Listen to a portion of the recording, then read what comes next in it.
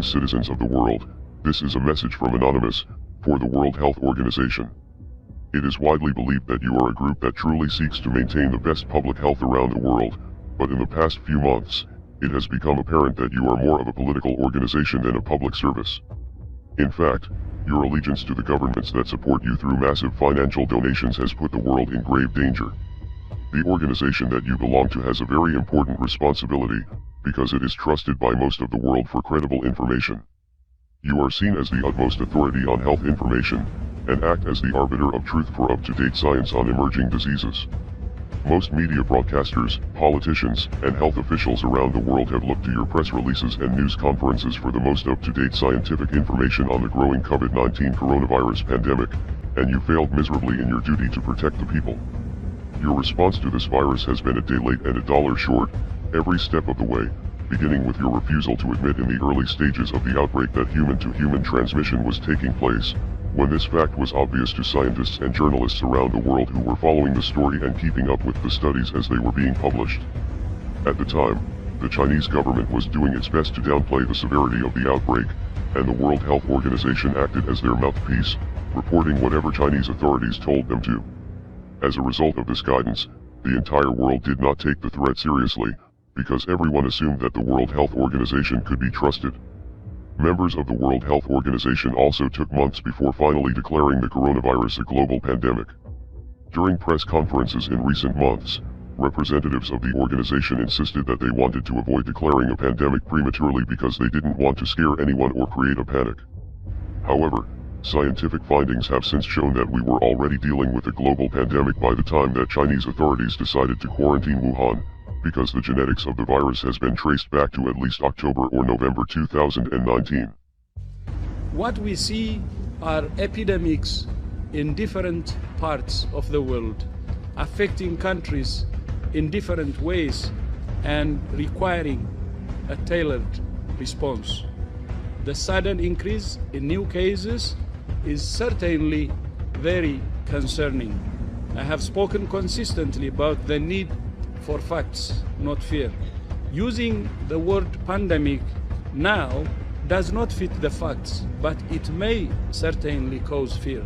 For the past several months you have insisted that this virus was not airborne, despite significant evidence, including multiple scientific studies suggesting that this was the case. Now that the whole world is in lockdown, you have finally admitted that this virus can be transmitted through the air, despite the fact that numerous scientific studies since January have confirmed this to be the case. The general population has been getting a very confusing message, and very bad advice, thanks to these conflicting reports, and the murky definition for airborne, that is being used by health officials. Since this virus is spread through the air, and can remain in the air for up to 3 hours, the use of N95 masks is very important in stopping the spread of the illness.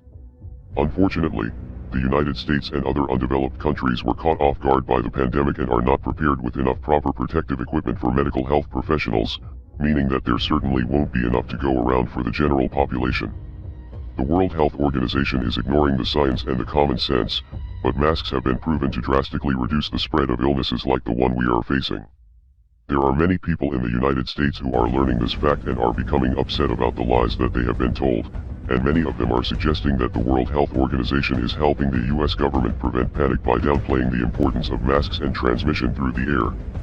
Let's not forget that the organization's largest donors are the United States government, the Chinese government, and the Gates Foundation. This is perhaps why WHO officials have refused to recognize Taiwan as a separate entity from China, and why the organization has praised the leadership of both the US and China, despite the fact that both governments have been criticized for their lack of transparency and the heavy-handed tactics that have been used to enforce quarantines. Let's face it, the World Health Organization is corrupt, and is more of a public relations firm for its donors than it is a bastion of public health. The organization does not have a good track record with outbreaks either, and rarely does anything of value to actually help. In 2015, the World Health Organization admitted that they did a bad job at handling the Ebola epidemic in West Africa. In the Ebola outbreak, the organization actually made many of the same mistakes, including waiting too long before declaring a global health emergency, a decision which scientists later said undoubtedly contributed to the unprecedented scale of the outbreak. After the failed response to the Ebola epidemic, The previous Director General was replaced with Tedros Adhanom Ghebreyesus, who is now the face of the organization. Tedros also has a history of corruption, which includes downplaying the severity of a cholera outbreak in Ethiopia when he was the country's health minister between 2005 and 2012. In addition to misleading the world about the severity of the virus, you have also encouraged the draconian measures that governments have taken to enforce quarantines. As the Chinese government was silencing doctors and locking them in quarantine for speaking out, Tedros and others praised its response, and urged other governments around the world to take similar measures. Citizens of other countries, especially those in the Western world, thought that it could never happen in their neighborhood, but most governments seem to be taking the advice of the World Health Organization and have started to implement military-style lockdowns similar to those seen in Wuhan during the early days of the outbreak. We are anonymous. We are legion. We do not forgive. We do not forget.